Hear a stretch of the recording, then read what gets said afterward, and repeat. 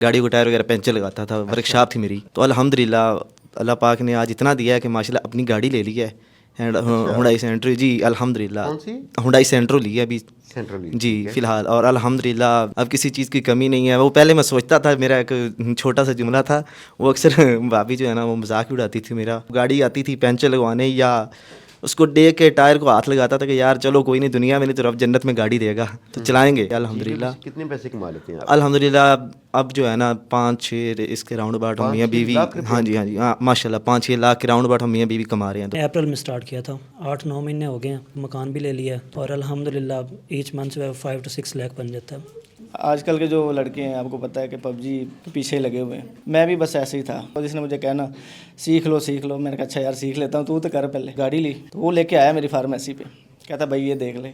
मैंने कहा यार वाकई तू तो बड़ा अच्छा कमा रहा है। कहने कि मेरी लाइफ का टर्निंग पॉइंट वो था। तो आज अल्हम्दुलिल्लाह उसी गाड़ी पे आया हूँ मैं। सेम मॉडल है गाड़ी का, होंडा सिटी लिया है, इसकी सेम कलर लिया है और GBOB से कमाया। मकान को जो है ना वो रेनोवेट कर रहा हूँ, वो भी इसी से GBOB से कमाया है। तकरीबन मेरा अभी तक जो है ना मेरे ख्याल 30+ लग चुका है। अस्सलाम वालेकुम, कैसे हैं आप? ठीक है सर। मैं पहले जॉब कर रहा था जुनैद जमशेद में, पैकेजेस मॉल में।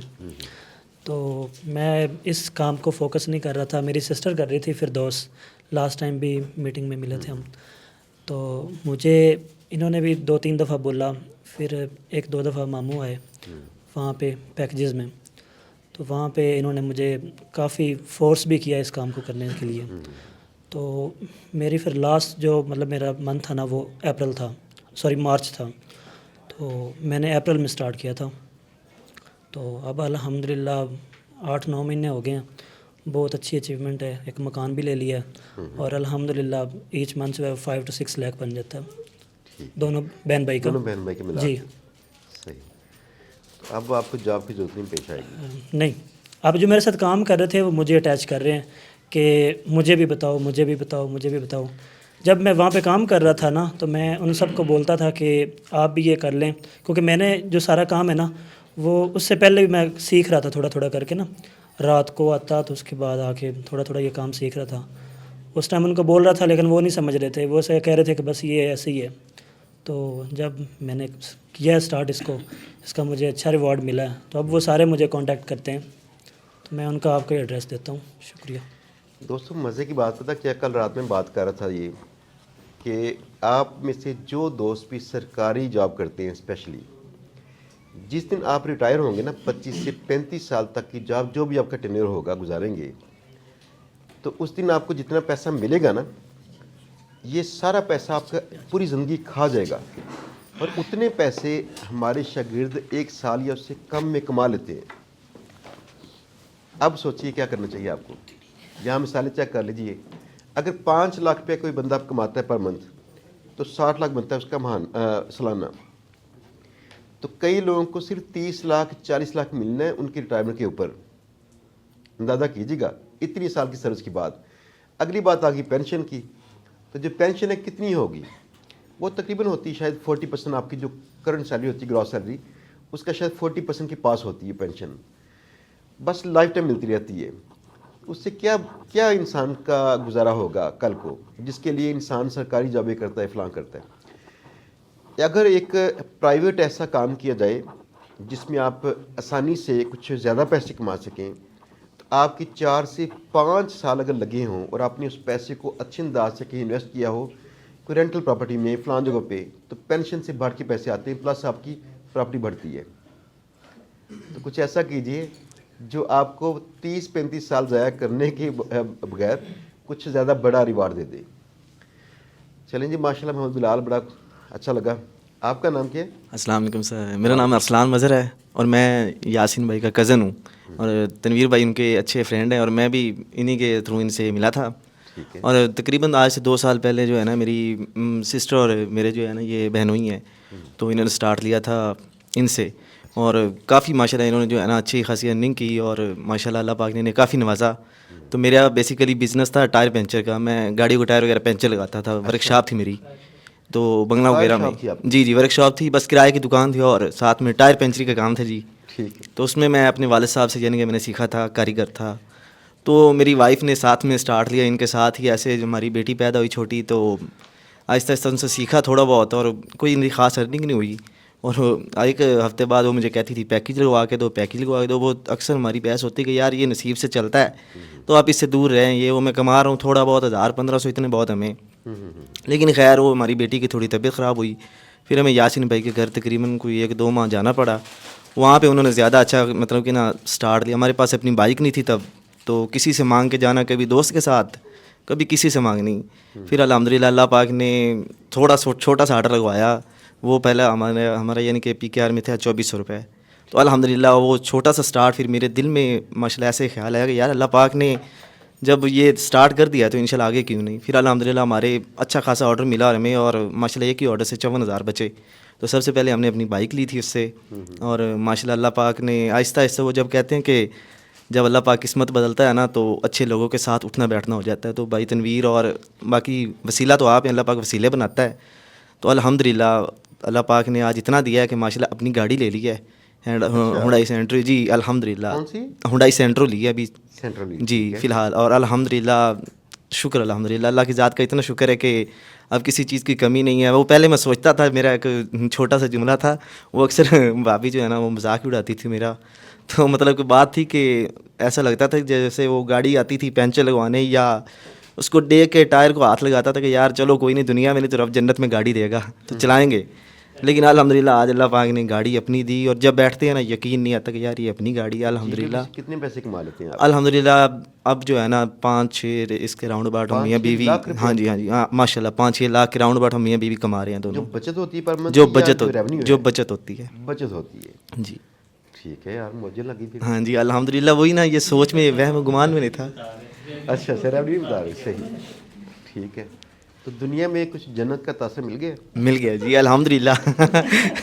अभी तो दुनिया ही जन्नत है। शुक्र और अल्हम्दुलिल्लाह। अगर दूसरे लोग ये बदगुमानी पैदा करके बैठे हों ज़हन में कि नहीं सब झूठ होता है, सब फ्रॉड है, ये तो चीज़ क्या है सर करना कि चाहिए? जो है ना बुज़दिल, सबसे पहले उससे मशवरा ना कीजिए। बुज़दिल के साथ बैठना उठना छोड़ दें। अगर आपने कुछ करना है ना, तो जो है ना अच्छे लोग उनके साथ बैठना उठना शुरू कर दें। अभी मुझे पता है रिसेंटली मैं भाई तनवीर और भाई यासीन के साथ जब भी बैठता उठता हूँ, इनका एक ही मौक़िफ़ होता है, यार गाड़ी घर अच्छा, गाड़ी अच्छी घर, इसके अलावा कोई बात ही नहीं होती। तो माशाल्लाह क्या बात है, इनके साथ अल्लाह पाक ने वसीला बनाया अल्हम्दुलिल्लाह, आज शुक्र अल्हम्दुलिल्लाह। अच्छा, एक ना बात अपनी ज़हन में रखनी है जी ज़िंदगी पूरी। आप कभी चेक करेंगे ना, मेरी पूरी ज़िंदगी में ना मैंने वो बातें फॉलो की थी जो मेरे वालिद साहब ने मुझे कही थी। जी जी ठीक है ना, वालिद साहब ने कहा था कि जिस बंदे का आपके पे एहसान होना, इसे भूलना नहीं पूरी ज़िंदगी। बिल्कुल जी, बिल्कुल ऐसी बात है। दूसरी बात ना मुझे कही थी एक बार यासिर शामी ने। यासिर शामी ने ना एक बार अपना कोई वाक़या बताया, तो उसने कहा मुझे बड़ा अच्छा मौका मिला था, तो लेकिन मेरे फादर ने कहा था बेटा जिसका आपके सर पे एहसान है ना, जी जी इस एहसान कहते हैं जी, जो बच्चे ना होते हैं ना जिसे हम कहते हैं हरामदे, हाँ जी कहते हैं वो नहीं होते, कहते हैं वो होता है जो भूलता है, बिल्कुल, एहसान भूलता है। एहसान बोलता है। तो कहते हैं एहसान नहीं भूलना। जी जी अब आप यकीन कीजिएगा कि मैंने ना एक रिसर्च की, और रिसर्च के दौरान में ना एक बुक निकलाई, तो मेरी वैसे ही काफ़ी आसानी पैदा होगी। बुक थी, एक डॉक्टर है रिचर्ड वाइजमैन, जी जी उन्होंने कहा कि दुनिया में जो लकी पर्सन है ना, इनके दिमाग के पैटर्न चेंज होते हैं। हाँ उन्होंने चंद चीज़ें बताई कि इनके अंदर ये खूबियाँ होती हैं। उनमें से एक खूबी ये थी, ये लोग ना अक्सर औकात एहसानमंद होते हैं। जी कई बार ना दूसरा कहता है यार इन्नी कड़ी गल सी, लेकिन वो कहते हैं यार नहीं यार गुड हो गया, एहसानमंद होते हैं। बिल्कुल तो जो एहसानमंद असल में होता है ना, उस बंदे का दिमाग ज़्यादा इल्म को वसूल कर रहा होता है। बेशक। तो जैसे कल परसों हमारे एक दोस्त ने कह दिया था, वो कहता है कि मेरा काम तो मार्केटिंग का, लेकिन मुझे काम ही नहीं मिला। तो उनको जगह जगह हमने मौके दिए हुए थे, शुरुआत ही हमने उनकी ऐसे करवाई थी, लेकिन बाहर उनके ज़िंदगी में गिले रह गए थे। तो एहसान फरामोशी नहीं करनी कभी। बिल्कुल नहीं, इंशाल्लाह ठीक है ना? बिल्कुल नहीं। चले, ये बता कि खुशी में ना सारे लोग कहते हैं हम ऐसे करेंगे, अल्लाह ना करे कभी किसी में मुश्किल वक्त आता है ना, इंसानों की पहचान तब होती है। अस्सलाम वालेकुम सर। वालेकुम सलाम। हाँ जी, मेरा नाम मोहम्मद यासिन है। मोहम्मद अभी जिक्र हो रहा था मोहम्मद यासिन। यासीन। हाँ जी, मेरा ये दोस्त है, बेस्ट फ्रेंड है। तो हमारी दोस्ती को तकरीबन 20-25 साल हो गए माशाल्लाह से। अच्छा, तो हमने बड़े मुश्किल हालात देखे हैं मिल के ही दोनों ने। आपको पता है कि दोस्त की हालत जो है ना, दोस्त से बढ़कर भाई भी नहीं जानता। तो बहुत मुश्किल हालात से गुजरे थे ये। तो हम बेसिकली मैं एज ए फार्मासिस्ट हूँ, क्वालिफाइड फार्मासिस्ट हूँ। तो मेरा प्लान इन फ्यूचर भी था कि अपनी फार्मेसी करना, छोटा सा मेडिकल स्टोर पे काम कर रहा था, बनाया हुआ था अपना। तो प्लान फ्यूचर का यही था कि फार्मेसी करेंगे अपनी ना, मतलब स्टोर पे जो है 1 लाख प्लस अर्निंग थी। तो इसने कहा कि यार मैं ना ये GBO भी कर रहा हूँ, तो आप कर लो। मैंने कहा एक दफ़ा आप करो, जब आप कुछ बनोगे ना तो मैं तब शुरू करूँगा। मैं वहाँ पे फ्री होता था, PUBG खेलता था हर टाइम। आजकल के जो लड़के हैं आपको पता है कि PUBG के पीछे लगे हुए हैं। मैं भी बस ऐसे ही था। मेरे माइंड में, जैसे आप पहले बात कर रहे थे ना, कि लोग कहते हैं कि नहीं ये ऐसे ही है, कमा नहीं रहा, कुछ कमाएगा तो फिर देखेंगे। तो मेरा माइंड भी ऐसे ही था कि नहीं यार ये करेगा कुछ, मैं इसको देख के फिर कोई करूँगा, अभी फ़िलहाल नहीं। मैंने तवज्जो कोई नहीं देनी, थोड़ी बहुत इसने मुझे कहना सीख लो। मैंने कहा अच्छा यार सीख लेता हूँ, तू तो कर पहले। अच्छा, अब एक दफ़ा फिर इसने ना गाड़ी ली, होंडा सिटी, जैसे इसकी मेरे ख्याल से फर्स्ट गाड़ी थी शायद। तो वो लेके आया मेरी फार्मेसी पे, कहता भाई ये देख ले। मैंने कहा यार वाकई तू तो बड़ा अच्छा कमा रहा है। तो कहने लगे मेरी लाइफ का टर्निंग पॉइंट वो था। मैंने कहा इंशाल्लाह अब जो है ना मैंने यहाँ से कमा के तो गाड़ी लेनी। तो आज अल्हम्दुलिल्लाह उसी गाड़ी पे आया हूँ मैं। सेम मॉडल है गाड़ी का, होंडा सिटी लिया है, इसकी सेम कलर लिया है और GBO भी से कमाया। बेसिकली मैंने जो फार्मासिस्ट और ये हमारा मेडिकल का था ना, उसको स्किप इसलिए किया कि 1 लाख प्लस आप महीने का कमाते भी हो ना, उसमें खपना बड़ा पड़ता था। स्टोर का जो है मैनेज करना, मेडिसिन को मैनेज करना और ड्यूटी देना सबसे वो सख्त होता है, भाग दौड़ रहती है सारा दिन। तो मैंने कहा यार मैंने फिर छोड़ के शाम के इसके साथ बैठना, तो सीखने की कोशिश की। फिर मेरी मिसेज़, मैं, मेरी फैमिली सारी। तो उसके बाद अल्हम्दुलिल्लाह जो हमारा पहला ऑर्डर लगा था ना, उसमें मुझे जो है ना 7,000 रुपये बचा था पहले ऑर्डर में। तो वेरी नेक्स्ट डे जो है फिर 7,000 बचा। मैंने कहा यार ये तो काम ही बड़ा मज़े का, 2 दिन में मैंने 14-15 हज़ार रुपया कमा लिया। तो मैंने कहा इसमें ज़रा ना मेहनत करनी चाहिए ताकि इंशाल्लाह इससे ज़्यादा कमाऊँ। फिर आहिस्ता आहिस्ता दिन ब दिन जो है ना, मेरा वो कह लें कि पॉइंट ये था कि मैंने कहा गाड़ी लेनी है, इसी से ही कमा के GBO से कमा के गाड़ी लेनी। तो फिर वो वक्त आया इंशाल्लाह मैंने ली है। अभी तकरीबन हमें 1.5 ईयर हुए हैं। तो इतने अरसे में घर बना रहे हो। हाँ, अभी कह लें कि मैंने 37 लाख की गाड़ी ली है। अच्छा वैसे बात बताऊँ मैं, वैसे सच में मुझे मानते हैं फिर उस्ताद? ये सब सर सब मानते हैं, क्यों नहीं। अगर मानते हैं तो पता है आपको कि आपके उस्ताद ने आज तक और उसकी बीवी बच्चों ने एक भी रात में घर नहीं गुजारी हुई किराए पे। बड़ी बात है। बड़ी बात नहीं है, ये अच्छी बात है। यस, अच्छी बात है। पता देखिए रवायती जो होता है ना माइंडसेट, इसको तोड़ना चाहिए, कामयाबी तब और मिलती हैं। आप ज़रा देखिएगा कि जैसे ही आप लोगों के पास पैसे आए हैं ना, जी जी, आपने सबसे पहले काम किया है कि गाड़ी या घर लिया है। हाँ जी, ऐसे ऐसे किया ना? ऐसे ही। अच्छा होता है इन ख्वाहिशें पूरी करना, हाँ जी, लेकिन यकीन जानेगा कि वही पैसा किसी और जगह पर लगाएं कारोबार की नीयत से। ऐसे ही। मेरे अल्लाह के करम से ना हालात कभी ख़राब नहीं होते। ऊँच नीच सबको आती है। मेरा खाना पीना, बच्चों का खाना पीना डेरा चलता रहता है। इसकी वजह क्या है? जब हमारी भले वक्त होते हैं ना, तो भले वक्तों में हम भूल चुके होते हैं कि कभी बुरे वक्त आने हैं। ये मैंने बचपन में ना एक कहानी पढ़ी थी, तो मुझे वो कहानी ज़हन में बैठी हुई है कि आज अगर रोज़ है तो कल जवाल भी होगा। अब जवाल कई बार तो किसी इंसान को होता है ना, कई बार किसी इंसान के काम को जवाल होता है। हमारे कई काम बदले हैं, लेकिन मैंने भले वक्तों में ना पैसा उठा के साथ और कामों में लगाना शुरू कर दिया। कई काम ऐसे छोटे छोटे काम होते हैं जिनमें से यकीन कीजिएगा 25-50 हज़ार लाख रुपये आता है, जिनसे मेरा कोई होता है ना, क्या कहते हैं, दाढ़ गिली नहीं होती, लेकिन कहीं आता ही है ना। ऐसे ही। तो जो बड़े मैशदान होते हैं ना दुनिया के, ये कहते हैं कि जब आप घर खरीदते हैं ना, तो आपको लगता है असासा है। ये सासा नहीं होता, जिम्मेदारी होती है घर। अब अगर बड़े मैशदान हैं तो हम तो अपनी मर्ज़ी के मैशदान होते हैं ना, हम तो पाकिस्तानी कल्चर को फॉलो करते हैं। हमारे नज़दीक पता क्या होती है? इज़्ज़त होती है अगर घर बना हो बड़ा सारा। 450 साल पहले ना एक कोई गोरा था, उसकी एक सफ़रनामा लिखा हुआ था कहीं हिंदुस्तान का, तो फ्रांस में कहीं वो मिला उसका सफ़रनामा आज से कुछ साल पहले। वो उस पर चंद चीज़ें लिखता है जिसको आप रिलेट कर सकते हैं अपने आप से। इनमें से एक चीज़ लिखता है, कहता है जी कि लोग कह रहे हैं जी कत्लो गाज़ बड़ी बढ़ गई है, जुराइम बढ़ गए हैं। आज भी लोग ऐसे कहते हैं। दूसरा काम कहता है ये बड़े अजीब से ऐसे लोग हैं इनकी ना दुकानों को सेटअप की समझ नहीं आती। एक दुकान है कसाई की और साथ है उसके कहीं खाने वाला एक वो रेस्टोरेंट होगा, तो कहता है वहाँ मक्खियाँ बैठी हुई हैं तो वो सारी वो गंद शंद फैला होता है, तो इन्होंने कोई ऐसे ना सेग्रीगेशन नहीं की हुई है। तीसरा काम कहता है कि ये लोग ना कारोबार की निस्बत घरों में पैसा खर्च करते हैं। कितने कमाल है वैसे, 450 साल पहले उसने कहा था। अब ज़रा इमेजिन कीजिए, ज़िंदगी भी याद रखिए, जब पैसा आना शुरू हो ना तो सबसे पहला जो गड़ा भरना होता है ना अपने, वो किसी नए कारोबार को भरना चाहिए।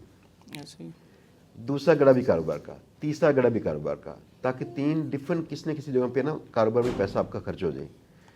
बस उसकी एहतियात करें कि कोई नुकसान ना हो, कोई अपनी तय जो भी एहतियातें होती हैं। तो अब देखें, आप जो काम कर रहे होते हैं उसका पैसा आता है और वहाँ से भी पैसा आता है। ऐसे ही अगर आपको रेंट पे भी रहना पड़ जाए तो रेंट क्या होता है, किसे कहते हैं? ठीक है ना, एक यहाँ पे बड़ी कोठी लेना आप 3-4 लाख की मिलती है रेंट पे, तो 3-4 लाख से मुराद है $1000-$1500। ऐसे ही जो $5000 कमा रहा हो, 10 कमा रहा हो, उससे क्या फ़र्क पड़ता है? वो कहेगा मैं ये बड़ी रकम किसी कारोबार में खर्च करूँ और बाकी किस्तों में जो रकम खर्च हो रही है ऐसे खर्च कर दें। बिल्कुल बहरहाल आपके ना एक मसला और भी होता है जो है कल्चर का मसला, और जो लोग ना लाहौर से बाहर होते हैं ना ज़्यादा कल्चर में गुंदे होते हैं, ये फ़र्क होता है। यानी हमें वो चीज़ें पूरी करनी पड़ती हैं, कई बार मजबूरी होती है, वरना लोग हमें मानते नहीं हैं। हाँ जी।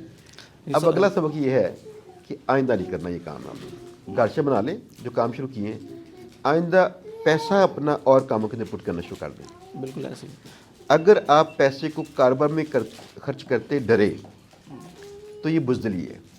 और अभी आपने कहा था, बिल्कुल सही कहा था, जब इंसान बचत करता है ना तो इंसान समझ लीजिएगा कि अपने आप को किला बंद कर लेता है कि बाहर दुश्मन आ गया है तो मैं बस डोर बंद कर लूँ, कहीं ऐसा ना हो जाए। बचत वो करता है जो कहता है कहीं ऐसा ना हो जाए, वैसा ना हो जाए। तो जो बंदा बहादुर हो ना, अगर बाहर फौज आ जाए तो किले के डोर खुद ही खोल के आके बाहर कहता है आओ भाई लड़ लो। ऐसे ही ये है बचत की बजाय कमाई पे फोकस। बिल्कुल तो ये फोकस शिफ्ट कर लें।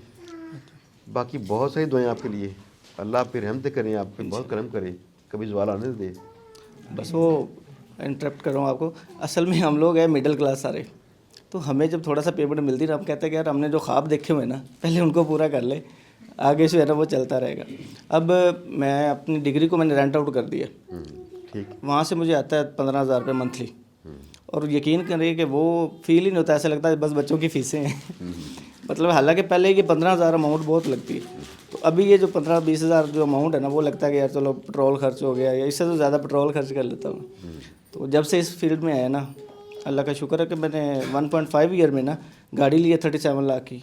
अभी मकान को जो है ना वो रेनोवेट कर रहा हूँ, वो भी इसी से GBOB से कमाया है। तकरीबन मेरा अभी तक जो है ना मेरे ख्याल 30+ लग चुका है मकान पे, और अभी चल रहा है। तो आज भी मतलब लगे हुए लेबर लगी हुई, तो मैं कहते कि जाना है, मैंने कहा यार इंशाल्लाह जाएंगे, क्यों नहीं। आपका थैंक यू स्पेशली, भाभी का भी और भाई भी हैं, मेरे दोस्त भी हैं।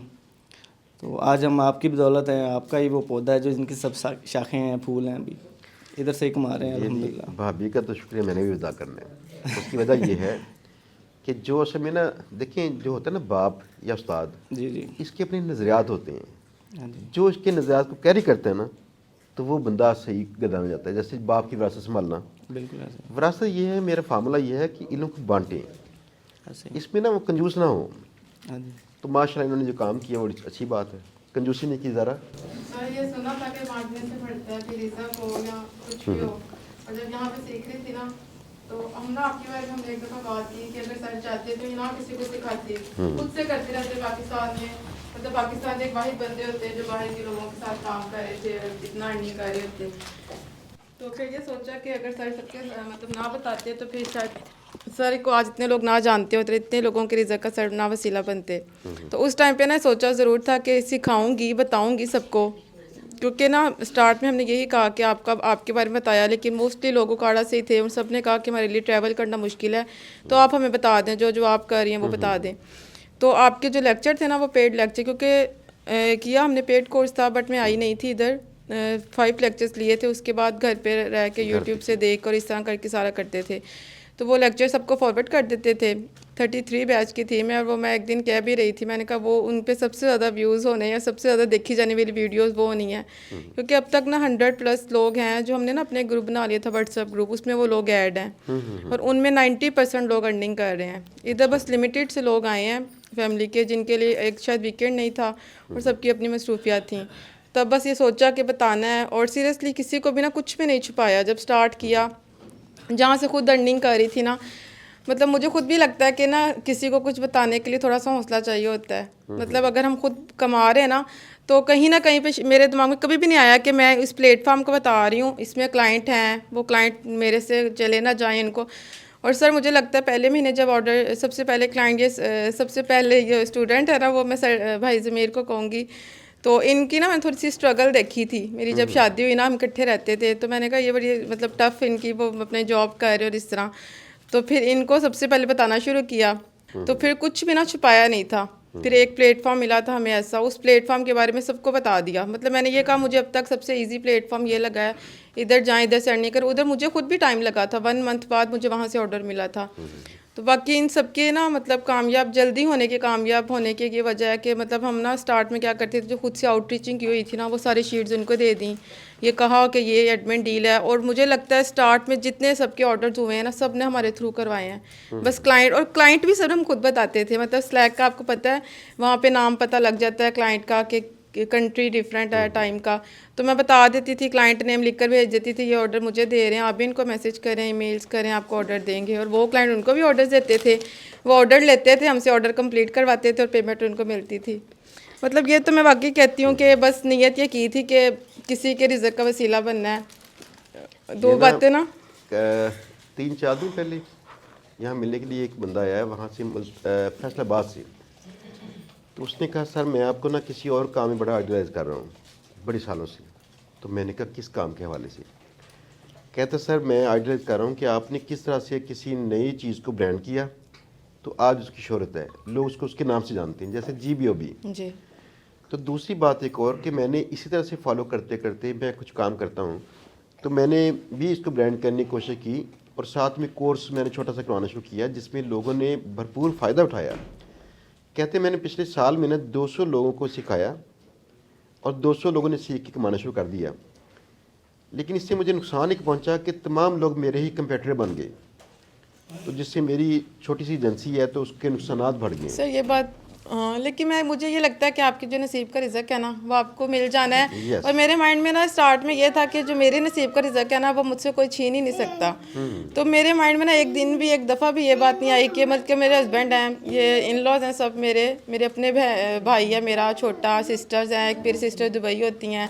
उन्होंने स्पेशल कहा कि आपको ज़रूर बताऊँ कि एक आपकी फ़ॉरेन में आपकी एक स्टूडेंट भी है, वो भी मतलब ना उसने ICS किया था, शादी होगी पढ़ा नहीं, तो उसको वो शौक़ था मैं कोई काम करूं, अर्निंग करूं, क्योंकि हम पहले बाकी सिस्टर जॉब वगैरह करती थी। तो उसने स्टार्ट किया माशाल्लाह से।